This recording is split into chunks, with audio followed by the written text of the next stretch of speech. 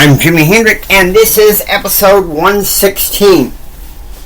Passive-based income on Empower Your Pattern. Did you know that there are success patterns to help you enjoy more, to help you live a better and extraordinary life right now?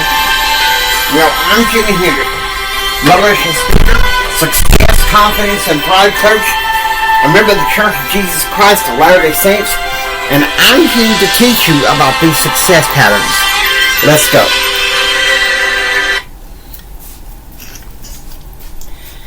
September 1996. Okay?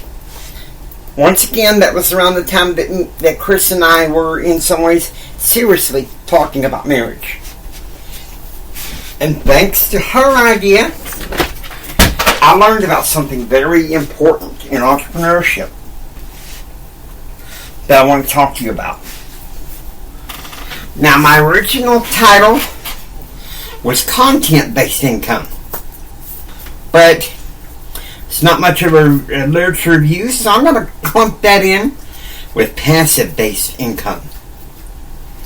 I want you to think about that. Every time you make a digital product, back in the 1990s, it was cassette tapes and CDs. Every time you made an audio product and you sold it and stuff, maybe you get a royalty check. Royalties are known as a passive income.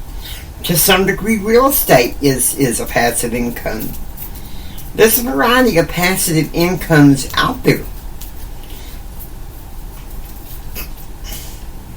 But that particular time period, in September 1996, Kris was teaching me about the importance of passive income. Now, she had the help of a friend of ours that was kind of a mentor in network marketing, and I'm going to give him a pseudonym name, kind of to protect his identity. His name was Elias Grace. Elias and Valerie Grace taught us about the importance of passive income. See, some people think entrepreneurship is all about this one thing. And that one thing is this. That one thing, honestly, that one thing is active income. Okay, you open up the shop. You open up the shop and you work it. Okay? But here's the problem. When you take off, income runs down. When you run down, income runs down. And it's S-quadrant living, like Robert Kiyosaki talks about, And so he calls the S-quadrant kind of a cycle, because they're the ones that get taxed the most. But they think that that's the best way to form a business. And the one thing that Elias Grace was impressing on me was the need to have a passive-based business. Okay? So, we're talking about passive-based business, how important that is. Because, you see, many people don't think about. They think that entrepreneurship just involves owning a big brick-and-mortar store. I remember when I gave up on going to law school, I had gone to my family, particularly my uncle, and said, I want to start my own business. He said, okay, let's see if we can get you a loan to have a brick-and-mortar store. I said, no, I don't want to have a brick-and-mortar store. He's like, well, then what do you mean? People don't get it that you need passive income. Okay, so what if you get sick or you decide you want to take your mama on a vacation or something like that? That's why passive income is important, You work at it first and see how it goes. And then, with your passive income, you have it, okay? It carries you through. Now, passive income is involved in risk in some cases. But what I liked about network marketing is there was no risk, no too much financial overhead. The only thing it only worked when you worked it. And see, my ex-wife, Kris, didn't have that much confidence in me doing presentations. So at some point with presentations, she took it over. But she still allowed me to do some prospecting with the business.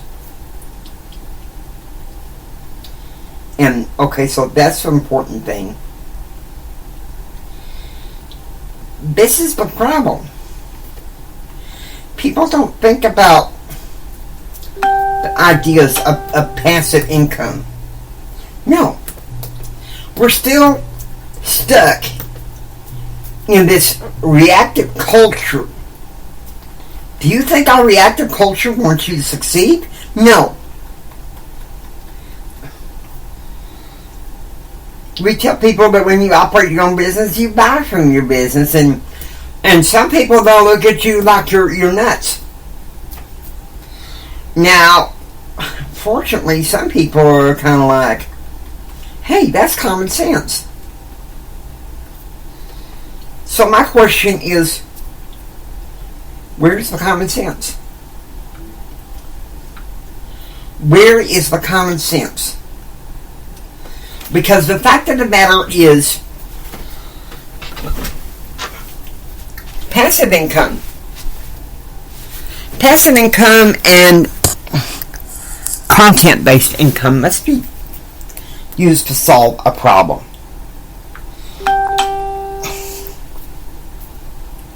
Because I'll tell you something, our reactive culture tends to make more problems, tends to make more drama. What kind of an entrepreneur are you if you spread that? Because I'll tell you something, that's a huge problem. That's a huge problem in this society, and I'll be honest with you, I'm getting tired of it. I'm getting tired of it. And at this point in September 1996, both my ex-wife and I were tired of it. We wanted a chance to succeed. Because I'll tell you something, this reactive culture don't want to succeed. They just throw you with all kinds of crap and distractions. And so, normally I plan on this just being a plain Jane podcast, but sometimes, dang it, I gotta preach.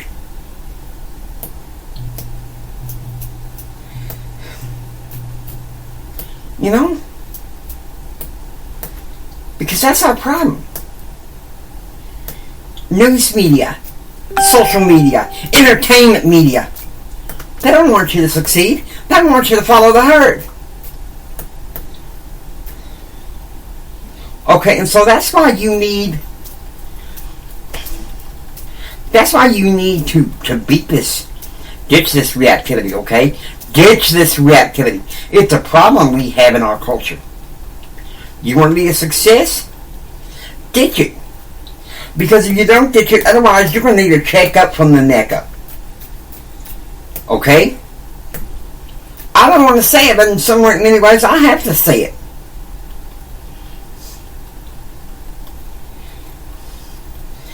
Because our problem is, some people like drama and control and, they don't care if you succeed. And the business models that are into that, do you think they really care? Do you think they really care? No, they don't. That's why I launched Empower Your Pattern. To remind people to stay away from hornet's nests. And with that, you get my drift. Hope you've enjoyed listening to Empower Your Pattern 2.0.